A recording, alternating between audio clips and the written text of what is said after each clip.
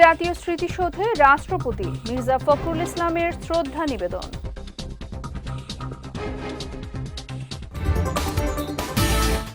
দায়িত্ব পালনে ব্যর্থ হলে আইনশৃঙ্খলা বাহিনীর বিরুদ্ধেও ব্যবস্থা জানালেন স্বরাষ্ট্রমন্ত্রী।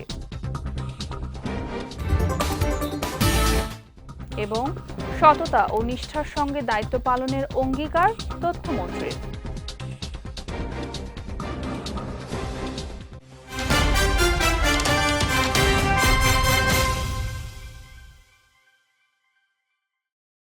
আসসালামু আলাইকুম। পুষ্টিজা নিবেদিত বিজয় রাতের সংবাদে আমন্ত্রণ জানাচ্ছি আমি সাদিয়া রেজওয়ানা তন্নি। শুনছিলেন শিরোনাম, এবারে বিস্তারিত।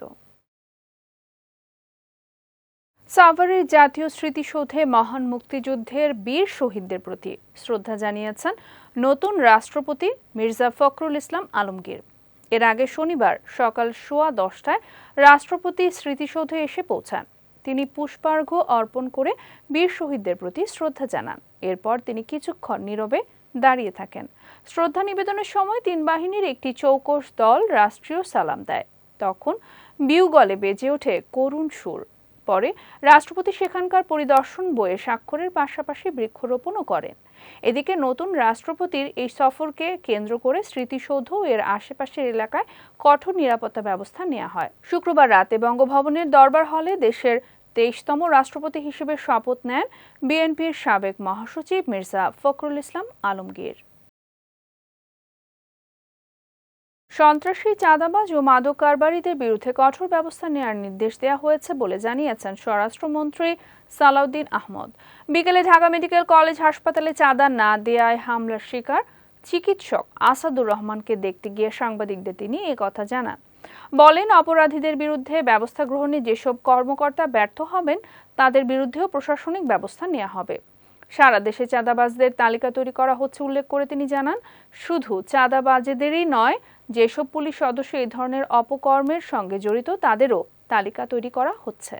যারা এরকম চাঁদাবাজ, চিহ্নিত সন্ত্রাসী, মাদক ব্যবসায়ী, তাদেরকে অতি শীঘ্র, আমি টাইম লিমিট দিচ্ছি না, অতি শীঘ্র যদি তাদেরকে আমরা হেফাজতে না নিতে পারি, আইনের আওতায় না আনতে পারি, তাহলে যারা যারা ব্যর্থ হবে তাদের বিরুদ্ধে ব্যবস্থা নেওয়া হবে। ফর ইওর কাইন্ড ইনফরমেশন, আমি শুধু চাঁদাবাজদের তালিকা করছি না, চাঁদাবাজদের সাথে যদি কোনো পুলিশ সদস্য জড়িত থাকে তাদের তালিকাও করছি।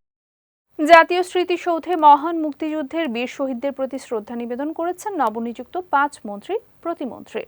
দুপুরে সাভারে জাতীয় স্মৃতিসৌধে পুষ্পস্তবক অর্পণ করেন তারা। শ্রদ্ধা নিবেদন শেষে মহান মুক্তিযুদ্ধের বীর শহীদদের অসামান্য অবদানের কথা স্মরণ করে তারা কিছুক্ষণ নীরবে দাঁড়িয়ে থাকেন। এই সময় উপস্থিত ছিলেন মন্ত্রিসভার নতুন সদস্য ডক্টর আব্দুল মঈন খান, এম রশিদুজ্জামান মিল্লাত, শাচিং প্রু জেরি, হুমায়ুন কবির ও মোহাম্মদ শামীম কায়সার লিংকন। এর আগে সকালে সাভারে জাতীয় স্মৃতিসৌধে শ্রদ্ধা নিবেদন করেন রাষ্ট্রপতি মির্জা ফখরুল ইসলাম আলমগীর। সততা ও নিষ্ঠার সঙ্গে দায়িত্ব পালনের অঙ্গীকার করেছেন তথ্য সম্প্রচার মন্ত্রণালয়ের নতুন দায়িত্ব পাওয়া মন্ত্রী ব্যারিস্টার আন্দালিব রহমান পার্থ। দুপুরে জাতীয় স্মৃতিসৌধে বীর শহীদদের প্রতি শ্রদ্ধা নিবেদন শেষে সাংবাদিকদের প্রশ্নের জবাবে এই অঙ্গীকার ব্যক্ত করেন তিনি। বলেন, আগামীকাল থেকে আনুষ্ঠানিকভাবে দাপ্তরিক কাজ শুরু হবে। মন্ত্রণালয়ে যাওয়ার পর কাজের পরিধি ও বর্তমান পরিস্থিতি সম্পর্কে বিস্তারিত জানা যাবে। দেশবাসীর সঙ্গে থাকলে এবং সবার সহযোগিতা পেলে সফলভাবে কাজ সম্পন্নের ব্যাপারে আশাবাদ ব্যক্ত করেন তিনি। পরে বিকেল 3:30টায় রাজধানী শেরেবাংলা নগরে অবস্থিত জিয়া উদ্যানে জিয়াউর রহমান ও বেগম খালেদা জিয়ার কবরে পুষ্পস্তবক অর্পণ করে শ্রদ্ধা জানান তথ্যমন্ত্রী। আলহামদুলিল্লাহ, আল্লাহ তাআলা অনেক বড় সুযোগ দিয়েছে। আপনারা সবাই দোয়া করবেন, দেশবাসীর কাছে দোয়া চাই যাতে সততার সাথে নিষ্ঠার সাথে ভালোভাবে কাজ করতে। এখনো তো আসলে আমি দায়িত্ব পেয়েছি, কালকে থেকে অফিস করা আরম্ভ করব। আমি গেলে আসলে বুঝতে পারবো যে এই মন্ত্রণালয়ের কাজের পরিধিটা কত বড় এবং আসলে প্র্যাকটিক্যাল কি কি প্রবলেম আসে। তো আমার বিশ্বাস, ইনশাল্লাহ আপনারা সবাই সহযোগিতা করলে, দেশবাসীর সাথে থাকলে ইনশাল্লাহ ভালোভাবেই করবো ইনশাল্লাহ কাজ। জ্বালানি সংকট দ্রুত সমাধানের সুযোগ নেই বলে জানিয়েছেন অর্থমন্ত্রী আমির খুসরু মাহমুদ চৌধুরী। আজ রাজধানীর মতিঝিলে Dhaka chamber of commerce and industry DCCI আয়োজিত 2026 অর্থ বছরের দ্বিবার্ষিক অর্থনৈতিক পরিস্থিতি বিষয়ক সেমিনারে এসব কথা বলেন অর্থমন্ত্রী। তিনি আরও বলেন, জ্বালানি সংকট মোকাবেলায় সরকারের হাতে থাকা সব ধরনের উদ্যোগ নেওয়া হলেও এর সমাধান হবে ধীর গতিতে। একই সঙ্গে অর্থনৈতিক সংকট কাটাতে বিনিয়োগ বাড়ানোর উপর জোর দিয়েছেন সরকার।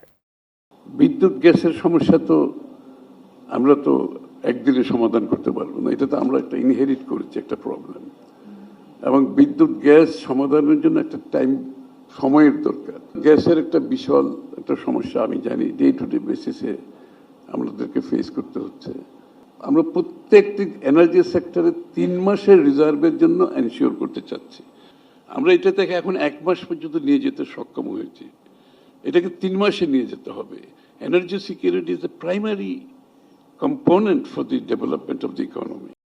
প্রযুক্তি ও তারুণ্যের শক্তিকে কাজে লাগিয়ে নতুন বাংলাদেশ গড়ে তুলতে সকলকে ঐক্যবদ্ধ হওয়ার আহ্বান জানিয়েছেন ডাক টেলিযোগাযোগ ও তথ্য প্রযুক্তি এবং বিজ্ঞান ও প্রযুক্তি মন্ত্রী ফকির মাহমুদ আনান। সকালে জাতীয় প্রেস ক্লাবে আরাফাত রহমান কোকোর ৫৭তম জন্মবার্ষিকী উপলক্ষে আয়োজিত আলোচনা সভা ও দোয়া মাহফিলে তিনি এসব কথা বলেন। মন্ত্রী বলেন, আরাফাত রহমান কোকোর মতো নিবেদিত প্রাণ মানুষের জীবন থেকে শিক্ষা নিয়ে তারুণ্যের শক্তিকে কাজে লাগাতে হবে। প্রযুক্তি ও ক্রীড়ার সমন্বয়ে একটি নতুন বাংলাদেশ গড়ে তুলতে হবে। এই সময় তিনি প্রধানমন্ত্রী তারেক রহমানের পরিকল্পনা বাস্তবায়নে সবাইকে একসঙ্গে কাজ করার আহ্বান জানান। আরাফাত রহমান কোকোর স্বপ্ন ঠিক এমন একটি স্পন্দনশীল তরুণ সমাজ গড়ার কথা আছে, যারা মাদক অবক্ষয় থেকে দূরে থেকে মাঠ ঝরাবে, দেশের অন্য জন্য সম্মান নিয়ে আসবে। আজকে আমাদের সময় এসছে মাননীয় প্রধানমন্ত্রী তারেক রহমান নেতৃত্বে এমনই একটি বাংলাদেশ গড়ার।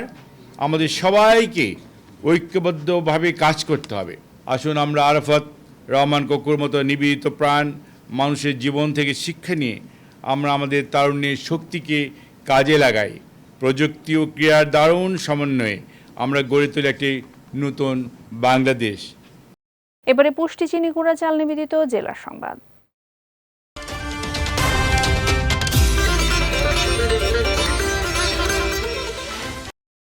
সৌর বিদ্যুতের উৎপাদন খরচ তুলনামূলক সাশ্রয়ী উল্লেখ করে বাণিজ্য, শিল্প, বস্ত্র, পাটমন্ত্রী খন্দকার আব্দুল মুক্তাদির বলেছেন, সরকার 10,000 কিলোওয়াট সোলার পাওয়ার উৎপাদনের পরিকল্পনা করছে। শনিবার সকালে সিলেট ওসমানী আন্তর্জাতিক বিমানবন্দরে বিসিকের ডিসপ্লে ও সেলস সেন্টার উদ্বোধন শেষে সাংবাদিকদের তিনি এসব কথা বলেন। মন্ত্রী বলেন, অন্যান্য উৎসের তুলনায় সৌরবিদ্যুৎ উৎপাদন এখন বেশি সাশ্রয়ী। সোলার এনার্জির স্টোরেজ পিক আওয়ারে ব্যবহার করা যেতে পারে। আগামী দিনে এই উদ্যোগের সুফল পাওয়া যাবে। উদ্বোধনী অনুষ্ঠানে সিলেট 6 আসনের সংসদ সদস্য অ্যাডভোকেট এমরান আহমদ চৌধুরী সহ রাজনৈতিক নেতা ও প্রশাসনের কর্মকর্তারা উপস্থিত ছিলেন। অন্যান্য যেসব উৎস থেকে বিদ্যুৎ উৎপাদন করেন তার অনেকগুলির তুলনায় সৌরবিদ্যুৎ এখন অধিকতর সাশ্রয়ী হয়ে এসেছে। তো আগামী দিনে আমরা সরকার ইতিমধ্যে যে পরিকল্পনা ঘোষণা করেছে 10,000 মেগাওয়াট সোলার পাওয়ার জেনারেট করা, আপনার রুফটপ এবং অন্যান্য ইন্ডাস্ট্রিয়াল স্কেলের সোলার পাওয়ার জেনারেট করে ইনশাল্লাহ আগামী দিনে সেটার সুফল আমরা দেখব। বরেন্দ্র অঞ্চলে সেচ কাজের উপরিস্থিত পানি ব্যবহারে প্রায় 1,000 কোটি টাকার প্রকল্প নেওয়া হচ্ছে বলে জানিয়েছেন বিএমডিএ চেয়ারম্যান হাসান জাফির তুহিন। শনিবার চাঁপাইনবাবগঞ্জে বিএমডিএর বিভিন্ন স্থাপনা ও ফসলের মাঠ পরিদর্শন শেষে কৃষকদের সঙ্গে মতবিনিময় তিনি এই তথ্য জানান। তিনি বলেন, রহনপুরে মহানন্দা নদী থেকে পানি তুলে খাল ও জমিতে সেচ দেওয়ার পরিকল্পনা রয়েছে। আগামী অর্থ বছর থেকে প্রকল্পের কাজ শুরু হতে পারে। আগামী 10 বছরে সেচে বিদ্যুৎ ব্যবহার বন্ধ করে সৌর বিদ্যুতের মাধ্যমে 1,700 পাম্প চালানোর পরিকল্পনার কথাও জানান তিনি। পাশাপাশি আগামী 5 বছরে 20,000 কিলোমিটার খাল খননের উদ্যোগ নেওয়া হয়েছে বলে উল্লেখ করেন বিএমডিএ চেয়ারম্যান। নাটোরে বাসের ধাক্কায় ভ্যান চালক সহ 2 জন নিহত হয়েছেন। দুপুরে শহরের 1 নম্বর ব্রিজ সংলগ্ন এলাকায় এই দুর্ঘটনা ঘটে। নিহতরা হলেন ভ্যান চালক সাইদ মিয়া ও যাত্রী মোহাম্মদ সাব্বির হোসেন। প্রত্যক্ষদর্শীরা জানান, রাজশাহী থেকে নাটোরগামী তাফসির পরিবহনের একটি বাস নিয়ন্ত্রণ হারিয়ে ভ্যানটিকে পেছন থেকে ধাক্কা দিলে ঘটনাস্থলে 2 জনের মৃত্যু হয়। এই বিষয়ে ঝলমলিয়া হাইওয়ে থানার ওসি মোহাম্মদ জাকির হোসেন জানান, দুর্ঘটনার পর বাসটি বড় হরিশপুর বাস টার্মিনালে রেখে চালক ও হেলপার পালিয়ে যায়। তাদের আটকের চেষ্টা চলছে। যাচ্ছি পুষ্টি ড্রিঙ্কিং ওয়াটার নিবেদিত খেলার সংবাদে।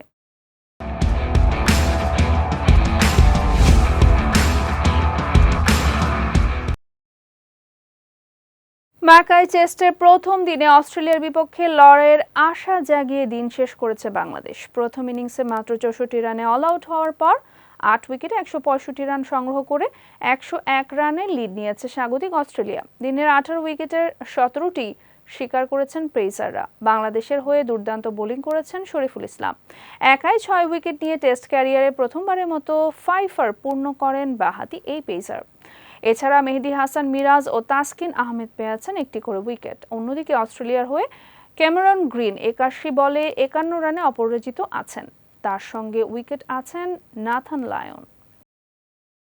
প্রতিপক্ষ খেলোয়াড়ের মুখ, মাথা বা ঘাড়ে হাত দেওয়ার নীতি লঙ্ঘনের দায়ে ইন্টার মায়ামির তারকা লিওনেল মেসি ও সতীর্থ ইয়ান ফ্রেকে জরিমানা করেছে মেজর লিগ সকারের ডিসিপ্লিনারি কমিটি। তবে জরিমানার অঙ্ক প্রকাশ করা হয়নি। ফিলাডেলফিয়া ইউনিয়নের বিপক্ষে 2-2 গোলে ড্র ম্যাচের 101তম মিনিটে উত্তেজনার সৃষ্টি হলে প্রতিপক্ষ খেলোয়াড়ের ঘাড়ে হাত দেওয়ার ঘটনায় তাদের বিরুদ্ধে অভিযোগ প্রমাণিত হয়। এদিকে একই ম্যাচে লাল কার্ড পাওয়া ফিলাডেলফিয়ার কাভান সুলিভানের নিষেধাজ্ঞা বাতিল করেছে স্বাধীন রিভিউ প্যানেল। ফলে আগামীকাল অস্টিন এফসির বিপক্ষে খেলতে পারবেন তিনি। পুষ্টিচা নিবেদিত বিজয় রাতের সংবাদ শেষ করার আগে শিরোনামগুলো দেখে নিচ্ছি আরও একবার।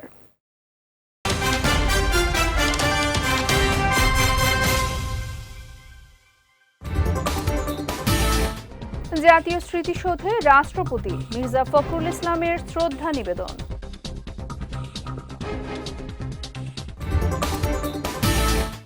দায়িত্ব পালনে ব্যর্থ হলে আইনশৃঙ্খলা বাহিনীর বিরুদ্ধেও ব্যবস্থা জানালেন স্বরাষ্ট্রমন্ত্রী। এবং সততা ও নিষ্ঠার সঙ্গে দায়িত্ব পালনের অঙ্গীকার তথ্যমন্ত্রীর।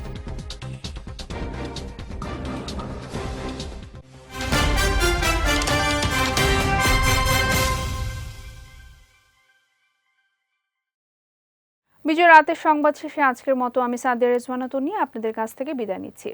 আগামীকাল একই সময়ে নতুন সব খবর দেখতে চোখ রাখুন বিজয় টিভিতে। এছাড়াও আজকের বিজয় রাতের সংবাদের ভিডিও দেখতে পারেন আমাদের ইউটিউব এবং ফেসবুক পেজে।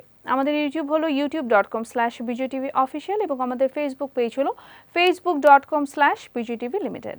এতক্ষণ সঙ্গে থাকার জন্য ধন্যবাদ সবাইকে।